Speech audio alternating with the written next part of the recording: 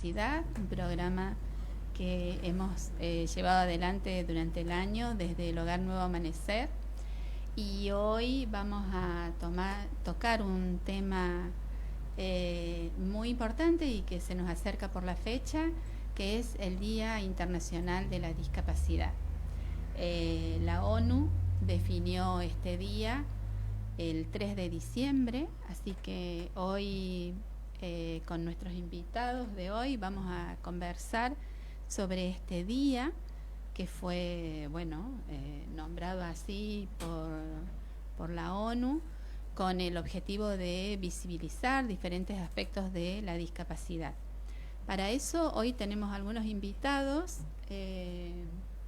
Mirta Schneider, que es mamá de un joven con discapacidad, y no invitada, Soledad Maitenón, que es la trabajadora social del Hogar Nuevo Amanecer, que vamos a conversar sobre esto, sobre el Día Internacional de la Discapacidad.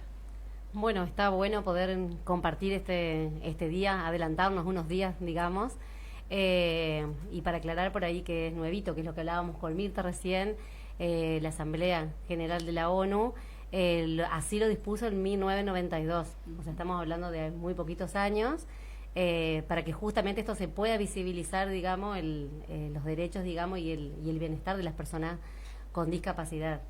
Y bueno, también charlábamos con Mirta. ¿Quién no lo conoce a Tommy? Seguramente lo habremos visto y lo vemos en varios lugares y en varios festivales, digamos, a Tommy presente. Así que bueno, te damos la bienvenida y gracias por estar, Mirta.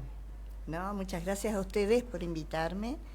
Y sí, soy la mamá de Tommy. Tommy es el famoso de la familia. Él participa en todas las actividades sociales, es muy... amiguero, le encanta la parte social y le gusta mucho lo que es la música. Entonces va a batucada, va a folclore, que son talleres que le encantan. Y bueno, justo estos días tuvo su cierre, así que estaba de mucho festejo. De mucho festejo. Sí, por ahí, Marce, si querés, podemos encuadrar la temática para que la gente por ahí pueda conocer los diferentes enfoques que se giran alrededor de la discapacidad, digamos. Sí, queríamos hacer como un breve repaso, muy breve, de cómo se miró, cómo se pensó la discapacidad a lo largo, de la historia de la humanidad. No nos vamos a ir tan lejos, pero sí en lo que fue el siglo XX, que fue muy particular, y lo que va de nuestro siglo. La discapacidad se pensaba desde un enfoque, hay distintas clasificaciones, pero para encuadrarlo podríamos decir desde un enfoque moral. Se pensaba que la persona tenía una discapacidad tal vez por un designio divino, tal vez por un castigo. Y eso implicaba una mirada hacia las personas con discapacidad centrada o en la que de algún modo se responsabilizaba a la propia persona por esta discapacidad. O a la familia. O a la familia. Por eso la familia no quería mostrarlos muchas veces. Exacto. Eso ocurría antes. Exacto. Porque si a vos te dicen es un castigo, exacto, entonces, ¿cómo vas a querer que todo el mundo sepa que a vos te castigaron porque algo hiciste y por eso tenés ese hijo? Exacto. Entonces, eso hizo mucho daño.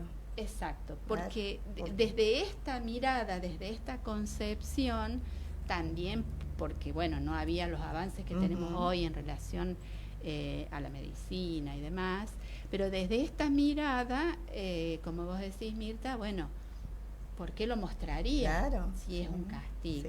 Sí. Pero también esta cuestión puesta en qué hacemos con esta persona, ¿no? Con discapacidad.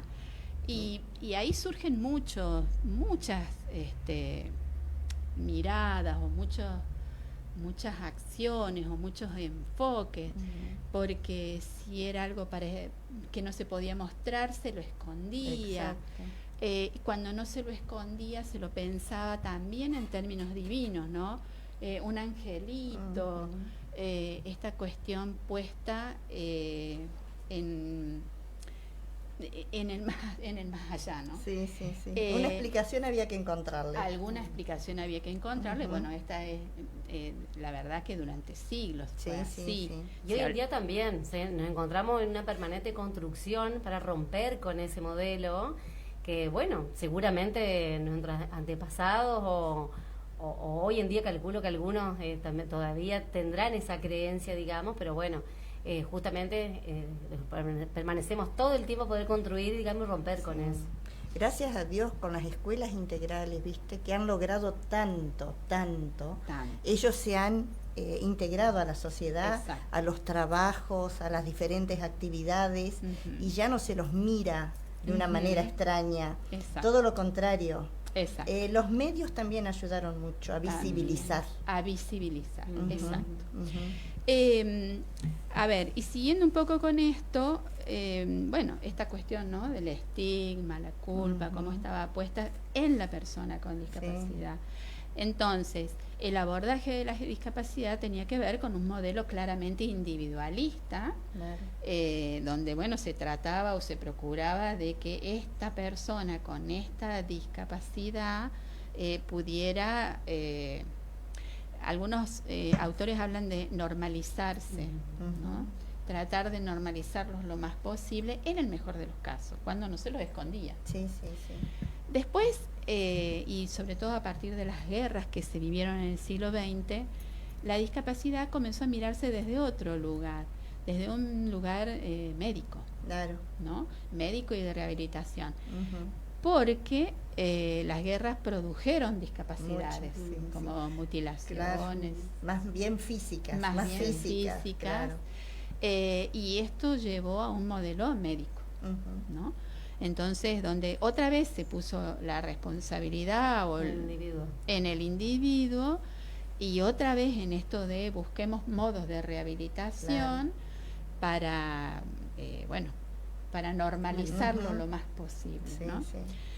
Nos parecía importante hacer este raconto porque recién a fines del siglo XX comienza a pensarse la discapacidad desde un modelo otro, desde un modelo social, desde un modelo que piensa que la discapacidad se produce a partir de las barreras sociales, ¿sí? Más allá de, por supuesto, a ver, si hablamos de una ceguera o claramente hay una cuestión orgánica, o si hablamos de un síndrome genético, desde ya, eso no se niega.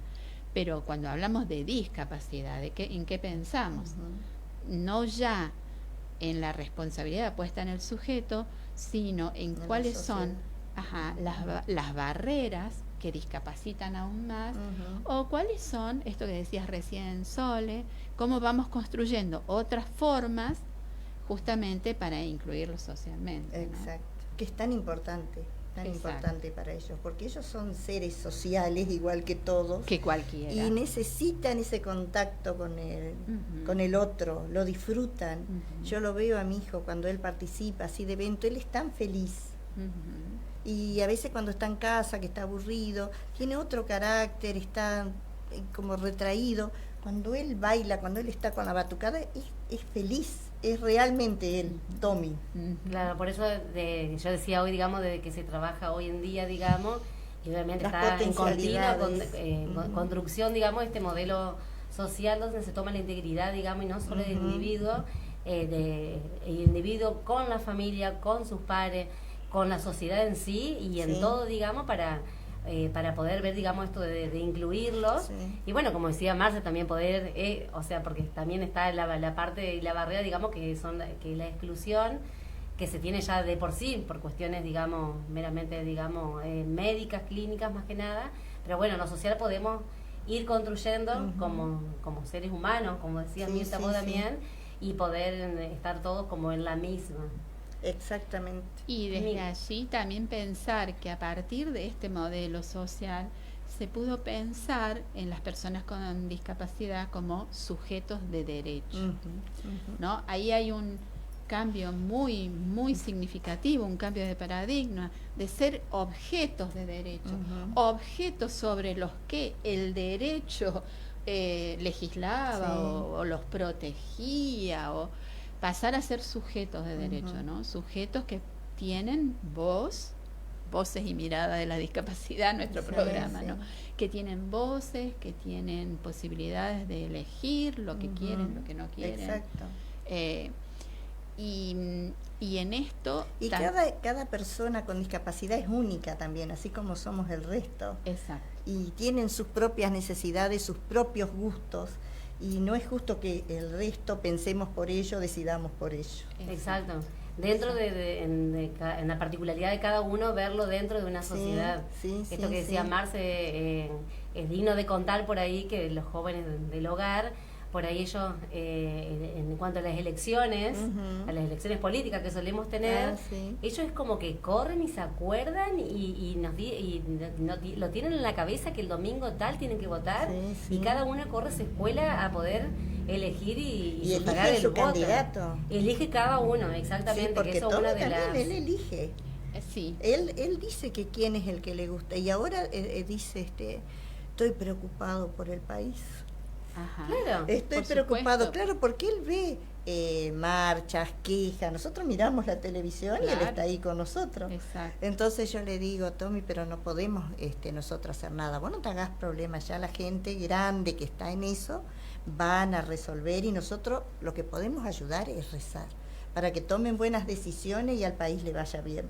Ah, bueno, dice. Claro. Pero muchas veces me dice, estoy preocupado por mi país. Sí, se trabaja mucho también la independencia, la Y uno autonomía de piensa cada que uno. capaz que ellos no se dan cuenta, no sí, les sí, importa. Sí. Sí. Aparte trabajamos como familia, digamos, como nosotros profesionales, digamos, que trabajamos con personas con discapacidad. Trabajamos esto, Mirta, que vos decís, la autonomía, que ellos vean la tele y traten de entender o comprender un poquito de lo que pasa y poder elegir, decidir en cuanto a sus actividades también, lo que vos contabas hoy. Sí, en ese sentido, en el hogar, que bueno, conviven 12 personas, y con características diferentes, con posibilidades diferentes. Muchos de ellos requieren acompañamiento permanente. Otros son súper desenvueltos. Y otros tienen mayor autonomía. Sí, se los ve por la ciudad, manejándose solos.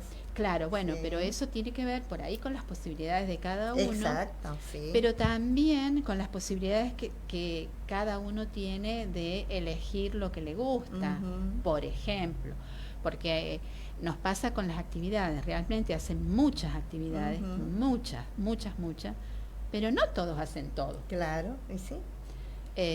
Bueno. No, porque hay cosas que no le gustan. No. Sí, No. así esto más, hay cosas que no le gustan. Y no van. Y no lo va a hacer. O lo hace a disgusto. Claro. Te lo manifiesta que a él eso no le gusta y no lo va a hacer. O lo hace con desgano. Y cuando algo le gusta, sí, realmente está ansioso de ir y lo hace con toda su alegría, digamos. Claro. Porque bueno, pues tiene la posibilidad de elegir. Esto sí lo voy a hacer y esto no. Sí. Eso por ahí en términos de actividades, pero también en lo cotidiano, ¿no? Yo pienso mucho también en los sentimientos o en la emoción. Esto que vos contabas, Marce, que son angelitos, no, es como que pensar no siento nada, no sienten, no piensan. Y no, o sea, van a gritar, se van a enojar como nosotros, o sea, y eso por ahí está en continua construcción. Yo insisto en la construcción diaria, digamos, porque todos aprendemos todos los días de ellos. Y poder capacitarnos también en esto para poder conocerlos mejor, también no conocer la discapacidad en sí. Y ayudarles. Y poder ayudarlos, exactamente, o acompañarlos, más que nada, digamos.